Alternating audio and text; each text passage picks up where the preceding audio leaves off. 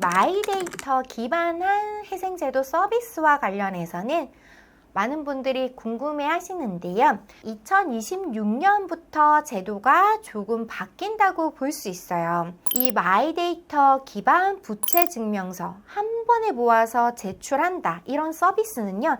사실 개인회생, 개인 파산을 준비할 때 가장 큰 장벽 중에 하나라고 볼 수 있었는데요. 은행, 카드사, 캐피탈, 저축은행 직접 방문하는지 팩스로 신청해야 되는지 인터넷으로 신청해야 되는지 이런 서비스 신청 방법도 각각 너무나도 다르다 보니까 어떻게 해야 되는지 하나하나 찾아보는 어려움 때문에 여러분들이 좀 고민이 많으셨는데요. 특히나 이런 채권이 양수도가 이루어진 경우에는 내 채권이 어디가 있는지도 헷갈리는 경우도 있고 여기 갔다 저기 갔다 여기 갔다니 저쪽으로 가라 그러고 이거 어떻게 해야 되나요? 라고 물어보시는 분들 많으셨어요. 근데 채권자 수가 한두 곳이다 이러면은 그래도 할 수 있죠. 하다 보면은 채권자 수가 17군데, 20군데 굉장히 많은 분들도 계세요. 그런 경우에는 서류만 준비하다가 굉장히 많은 시간들이 그냥 지나가는 경우도 있어서 저희가 도와드리기 위해서 이런 서비스 대행을 드리고 있었는데요. 2026년에 이런 마이데이터 서비스가 도입된 후 어떤 점이 달라질까요?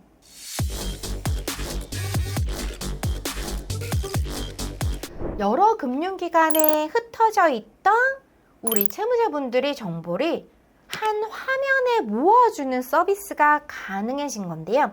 이 인프라를 활용을 해서 개인회생, 파산용 부채 증명서를 한 번에 모아서 내려받기 가능한 서비스, 그 기능이 이루어지도록 하는 것이 이번 개편의 핵심이라고 볼 수 있어요. 그래서 채무자분들이 마이데이터 서비스에 접속을 해서 본인 명의로 되어 있는 금융권 채무를 한 번에 일괄 조회 신청을 하시고 그리고 부채 내역을 통합 파일로 다운로드를 받으시는 거예요. 그래서 그 내용을 출력을 해서 회생 파산 신청서에 첨부를 해서 법원에 제출을 하시면 되는데요.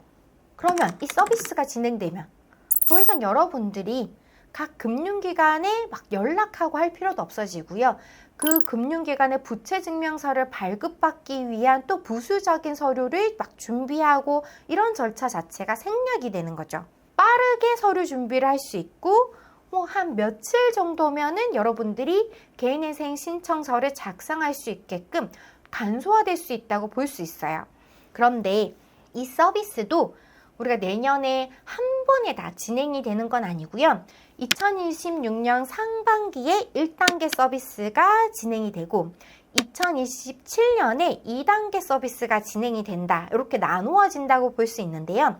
2026년 상반기에 예정되어 있는 1단계 서비스는요.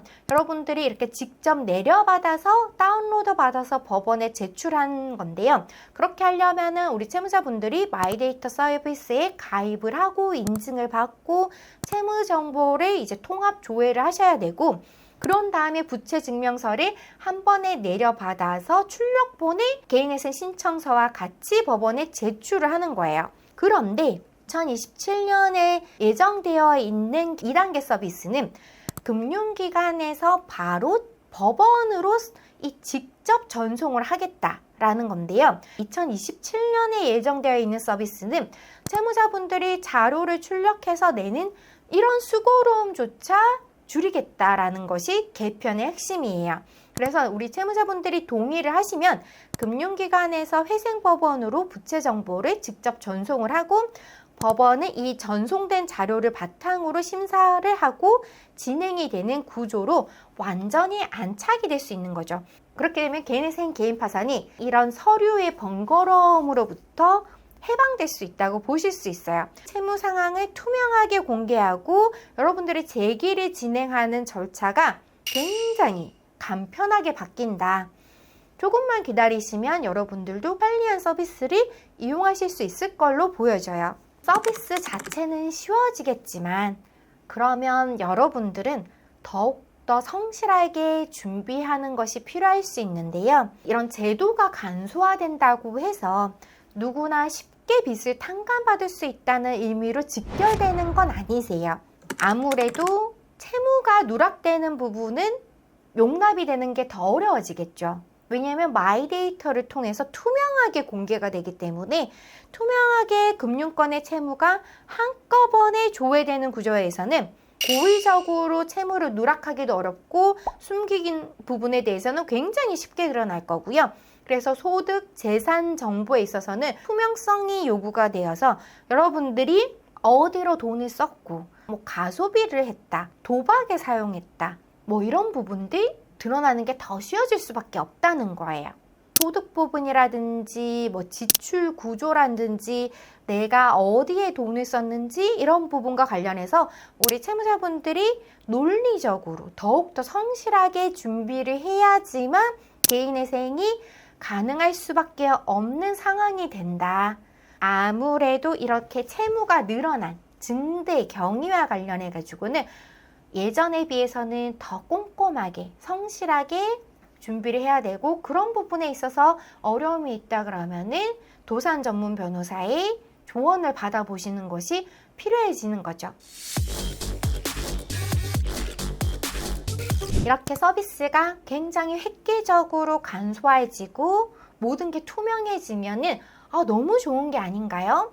라고 말씀을 하시는데요. 그때 이면을 보셔야 되세요. 그만큼 여러분들이 투명하게, 성실하게 정말 잘 자료를 준비해야지만 개인회생 제도는 또 성공적으로 끝낼 수 있다. 모든 제도가 가지고 있는 장점과 단점을 잘 이해하고 그 과정 속에서 나는 어떻게 유리하게 이 제도를 활용해서 성공적으로 개인회생을 할 수 있을지, 마칠 수 있을지를 잘 살펴보셔야 되세요.